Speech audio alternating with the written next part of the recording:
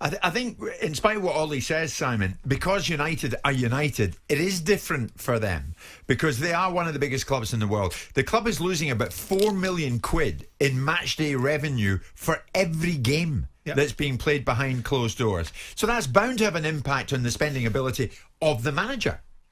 But why is that different to any other club? What do you think? Barcelona are going to break the bank this summer? Do you think Real Madrid are? Do you think anyone's going to do anything? Maybe Man City will because it's such a big club funded by other people.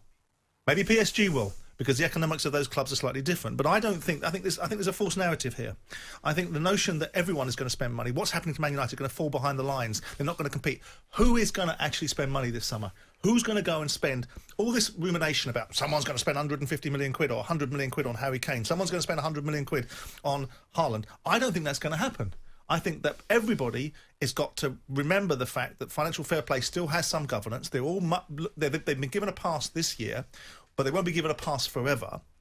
And the notion that if Man City sign Lionel Messi, they may sign him. They may well sign Lionel Messi because they get him on a free transfer now, and they haven't got to lose the revenue that they would have to pay or make up for the revenue they have to pay for his transfer. So they'd bring his wages in and juggle that situation. But I don't think Man United are in any different position than Barcelona, who we're going to talk about later on in the show, because they've all lost, all of these big clubs that really generate their own revenue rather than being propped up by their owners.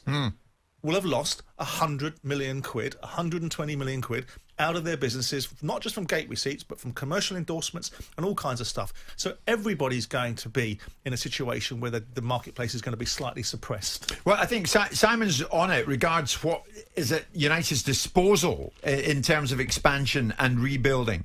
Because Solskjaer goes on to say, Trev, you can look at it different ways in terms of a rebuild. We also have players in the academy that now we maybe think we can give opportunity to. He says, I think there's just going to be less and less transfers happening with all the changes. So the landscape has changed completely. And he is putting a marker down saying, we're part of that. United are a big part of that. And we're not going to behave in the way you might have expected us in the past to behave.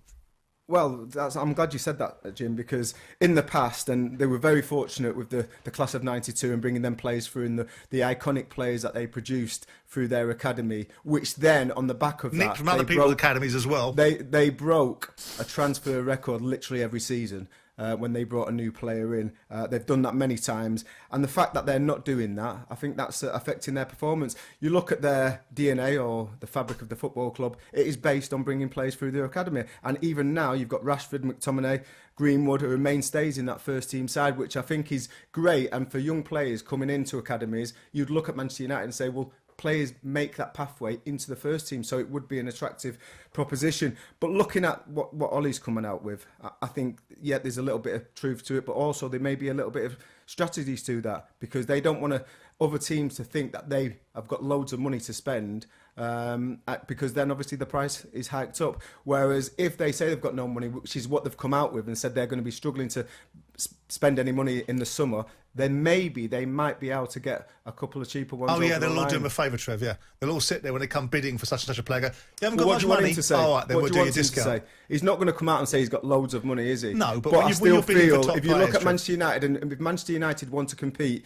for the Premier League and be a realistic challenger to that Premier League title, I think they need a centre forward and they need a number 9, a proper number 9, and they need another central defender. Because if you look at the central defenders they've got, and listen, I'm a big fan of Maguire's, but Lindelof and Bailly are not going to win you championships. You look at some of the teams around. By the way, Jim, it's also rubbish that Man United can't afford to do it, because if the Glazers can afford to borrow £600 million to buy the football club, they can afford to borrow some more to be able to support the football club if it needs to push on. So what, are United as strong as ever they are? Well, of course they are. If their owners can, if the Glazers can borrow £600 million to buy the club, then they can borrow some more to support the club to be able to push it back to its heights that it once wants to go to. And do they want to do that?